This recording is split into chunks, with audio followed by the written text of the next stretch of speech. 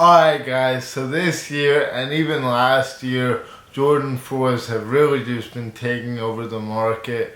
One of the only shoes being able to sustain this pandemic and this recession that we're currently in, especially within the sneaker market. And there are many reasons for that, one of which being that Nike and Jordan brand never really fully spammed the Jordan 4 silhouette. They always kept it like chill. They only released certain colorways and they were always pretty good colorways. So that is one of the reasons why the Jordan 1s got killed, because of that spamming that Nike does occasionally, where they just absolutely flood the market with garbage colorways. So the Jordan 4 is still very much alive and hyped up. And today in hand we got the Jordan 4 Olive Craft SE right here in the flesh.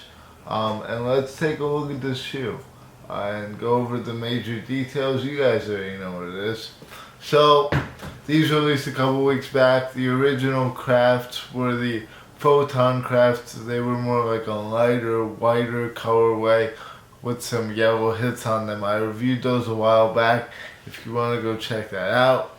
And I don't know, I wasn't crazy about these, so if that's any indicator how I will feel about these, then that's a little spoiler for you guys. But let's jump into the box before we get too far into it. So we got the regular speckled box. The only thing different about this one is that it does have that olive colorway going on with that Jumpman on top. Then we got the size tag on the side there. And if we open the box, we got that speckled paper. Pretty much just a regular Jordan 4 box. They're usually pretty sturdy and stiff. But if yours are flimsy, then you probably have a fake, unfortunately. But let's jump into the shoe itself. So right here it is on the lateral side. You got this like almost moss colored upper. Basically, like if you were to go into the forest and find that algae, it's pretty much exactly like that. These are the algae Jordan 4s, in my opinion. Then you got this cream midsole, which is closer to a white, in my opinion. And the rest of the details are just black. So you got black right here, black over here, black on the back, gold Jumpman. These don't have the Nike Air because they are not an OG colorway. On the medial side, same exact thing going on. You got that whole moss color. And as far as the materials go, there is actually a differentiator here.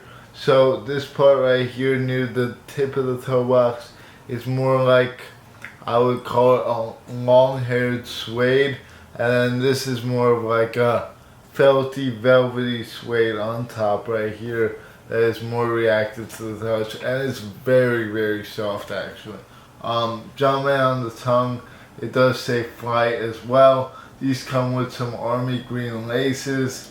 The back heel tag is that same stiff Jordan 4 heel tab that is not going to be very comfortable on the ankle. The Jordan 4 SBs fixed that, but unfortunately they did not implement that change into the rest of the Jordan 4s for whatever reason. I think that they very much should have, but they chose not to. The bottom, we got a couple of colors. We got gold, gray, black, and white. Pretty standard Jordan 4 bottoms.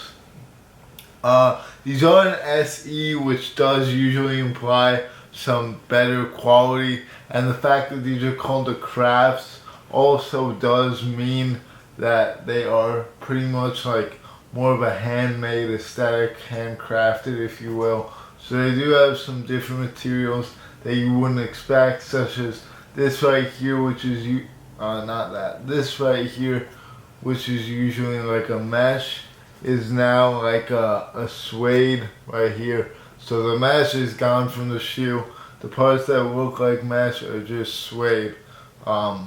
So that's an interesting detail. Let me know what you think of that. Taking a look at the other shoe, nothing really much different on this one. Same olive upper, and then the clear air bubble behind the whitish cream what's it called, midsole. And yeah, pretty much it's just an all olive craft shoe. A lot of people are gonna like these because olive is super in right now. These are not really going for anything on the resale market, so you should be able to pick them up for a pretty good price. Sizing wise, I would go up a half size in Jordan 4s because they do kill your pinky toes.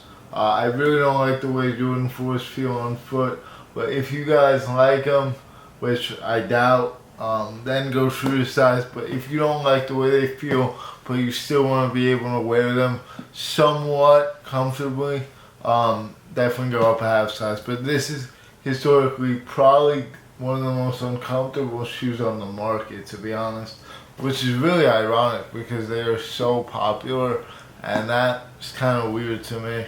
But overall, I'm not really a fan of this shoe whatsoever, as you guys can probably tell. But I know that some of you guys will probably love it. I was never big into that whole olive trend that's been going on, but a lot of people are. The material quality is very good on the toe especially.